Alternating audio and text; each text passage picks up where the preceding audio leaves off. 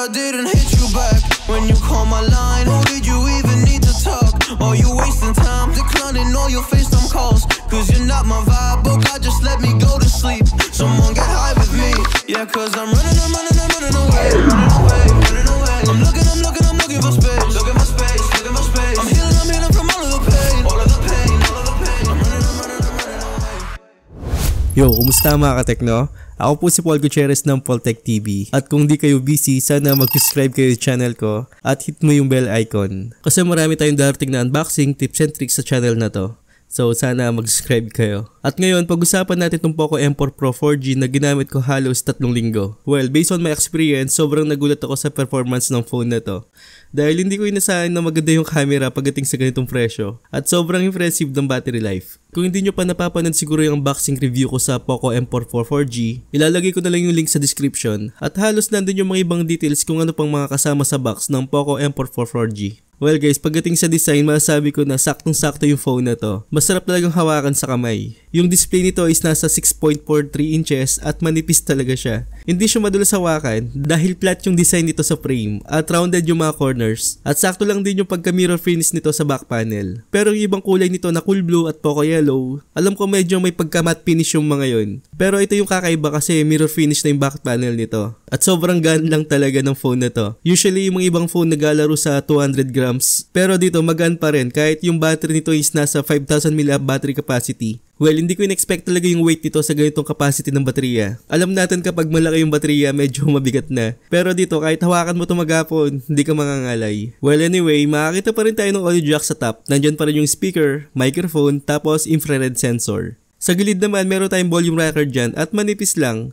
Tapos yung power button at sensor na rin para sa fingerprint natin. Sa baba naman meron tayong microphone pa rin dyan, tapos Type-C port at speaker. At last sa kabilang side naman meron tayong dual SIM card tray na may dedicated na microSD slot.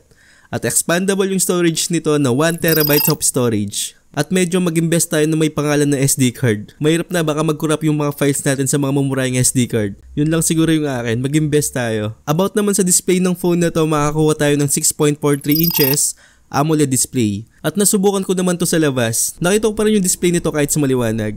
Dahil meron tayong 1000 nits brightness dito na usually minsan sa liwanag hirap tayo. Pero dito maganda pa rin yung display kahit tutok sa araw. At lalo sigurong nakakatulong dito yung sa display.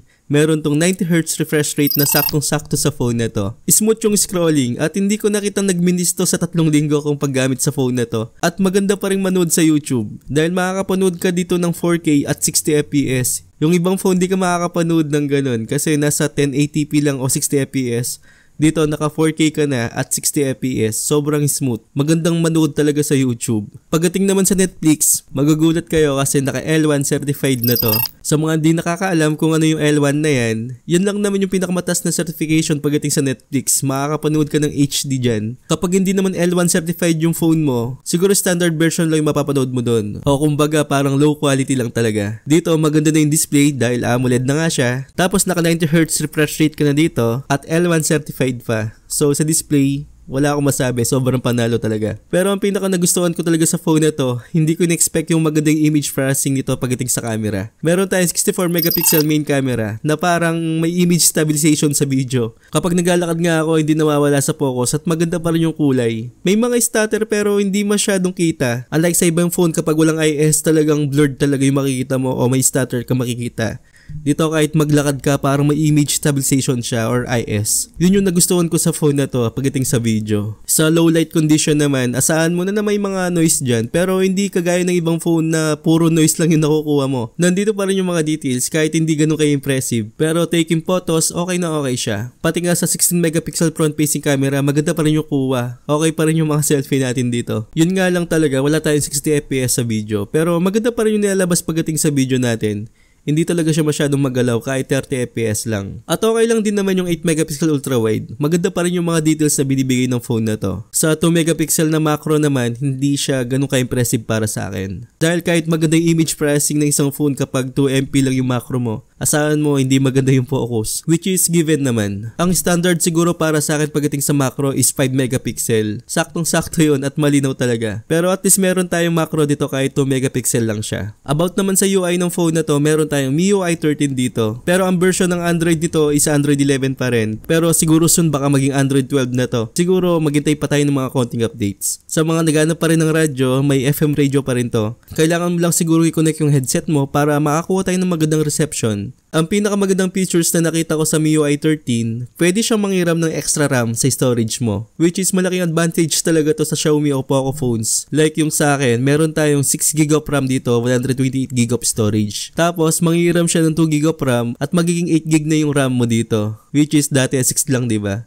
Activate mo lang dyan yung memory extension natin. At wala talaga to sa ibang phone. Malaking tulong to sa mga games natin at multitask na ginagawa natin. Pagdating naman sa processor, meron tayong MediaTek Helio G96 na kahit na 30 minutes lang ako maglaro sa Genshin Impact, yung init nito is nakuha ko 39 degrees Celsius lang. Which is hindi siya ganun kainit. Pero dapat nasa medium settings lang tayo o low settings lang pagdating sa laro na to para kayanin pa ng chipset natin. Expect na natin na nasa medium o low settings lang tayo dito kahit anong laro pa yan. Dahil kapag nasa high settings tayo, doon siguro maraming lags, maraming frame drops at hindi tayo makakapaglaro ng maayos. So, safe tayo sa mga low settings o medium settings lang. About naman sa Mobile Legends, alam ko nag-base tayo talaga sa network dito. Sobrang smooth na playing ko dito kapag maganda yung reception mo. At nakadepende talaga yung init nito sa network mo. Kapag siguro naglalaro ka sa Wi-Fi at data, magkaiba yung init na yon. Mas mainit kapag nakadata ka kumpara mo sa Wi-Fi. O kahit anong games pa yan, kapag data talaga yung gamit mo, mag-init talaga yung phone mo. Unlike sa Wi-Fi, hindi siya ganun kainit. Ang nagustuhan ko pa dito sa laro na to, sobrang smooth talaga dahil meron tayong ultra graphics dito. At wala ako naging problema sa laro na to. Sa Call of Duty naman, okay na okay siya pero standard o low settings lang tayo rito para safe pa rin tayo maglaro sa Call of Duty.